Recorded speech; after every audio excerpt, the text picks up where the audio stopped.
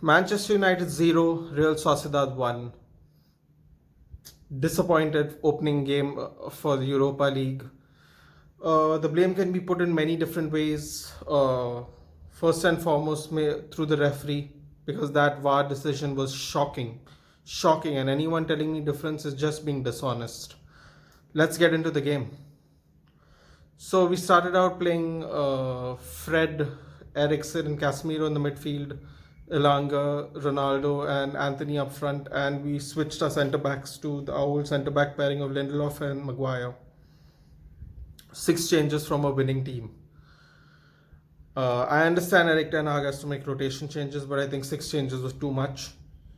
Ronaldo looked lost at sea, quite honestly. Probably still not match fit completely. Looked a touch slower. That's probably because of rustiness and not enough game time. This was his first start since the first 2 games of the Premier League. Casemiro, of course, hasn't started yet. This was his first proper start, I think, like a proper start, and it shows they still need time to get into the rhythm of the game. They didn't play with all the first teamers, different chemistries, different playing styles. I think Casemiro did a fantastic job in the first half, especially shielding our centre backs from attacks. They didn't have a shot on target in the entire first half. Fred was very disastrous to me. Fred as an additional outlet to the front three was a bad idea. He's very clumsy. He does not make good footballing choices. He never has really. Not as a general. I'm not saying he can't make them. I'm saying as a general rule, he cannot do that, and it's proven it yesterday. He was so wasteful with chances. He had chances to slide in Ronaldo, slide in wingers, bring the wingers into play. I mean, he even shot straight at Elanga and hit him in the back of his neck. So Fred had a very shocking game, and I understand that we have to rotate our players, right? We're going to play Thursday, Sunday for the foreseeable future, and I get it, I understand. But this goes to another problem we have, which is we don't have enough depth. And if we do have enough depth, if they get injured, we become a skeleton crew again of players. And this is exactly what happened. No Rashford at all to come in off the bench to help us. We had to bring in Charlie McNeil when Ronaldo wasn't just working out with us at all in the second half. So the first half was, I mean, we could have scored if there were better choices made, but basically we shut down Real Sociedad in the first half. 15 minutes into the second half, easily the worst VAR decision of the season, maybe of the year by the end of it. The Premier League has complained about the VAR refereeing, but we always expected better in UEFA because it has been better in UEFA. And, well, it proves that they're just bad referees everywhere. I mean, he didn't even go to the screen. I don't know what the referees in the headquarters were doing. Why didn't they tell him to touch Martinez's leg first? It was definitely not a penalty. And that turned out to be the decision maker, because even after that, they had 2 other shots, I think, on target. They were both from distance. They were just shut down. They were shut down completely. And what happens is that penalty off of Martinez mires his performance, because when he came on in the second half, he played really well. He made last-ditch tackles. There were dangerous points where he made a last-ditch tackle and blocked the ball. He also took the ball, ran forward with it and out of trouble. I mean, it just mired his performance, and he's been our player of the month, and he's just been playing well, period, since he's been in the team. And it just affects him, And we towards the end of the second half, we just had nothing for him. We made all our subs. We brought in Charlie McNeil. Lack of depth in the squad. We just couldn't get through to them. We had plenty of chances. We had more chances on target. We had double the chances in general. We had a bunch of blocked shots as well. I mean, we just did not have an answer for them. On top of that, we looked lackluster. And we just didn't look like scoring at all. We looked very disjointed. We looked very wasteful. Even after bringing on Bruno Fernandes, we saw a world of difference. Eriksen is such a key part of our plan that as soon as he went off in the second half, it was more of the same but different. Because you put Fred in the Eriksen position and he cannot ping in long balls, cannot make footballing choices, chances to unleash the wingers. by utilizing their speed advantage. It was just not our day, and it just goes to show you the enormity of the task Eric Ten Hag has in general. Even when we have our players, we still don't have the substitutes. We still have to deal with injuries, and this is going to continue because we have a long season ahead.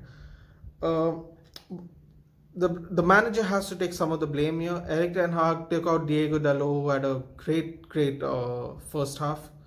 Swaps him with Lindelof. You're putting Lindelof and Maguire, who had a good first half. Nothing wrong because they didn't even get a shot on target. They had a good game. They were not bought into questioning, and Lindelof just got chopped off by the knees because I think Van Bissaka was on the bench and he just doesn't want to play Van Bissaka. He plays Lindelof, who's not played right back in ages there. He is not a right back. It's just a different way of playing. It's so much pressure on him. And he started getting skinned. I mean, yes, they got a few more chances in the second half. I think they got four shots.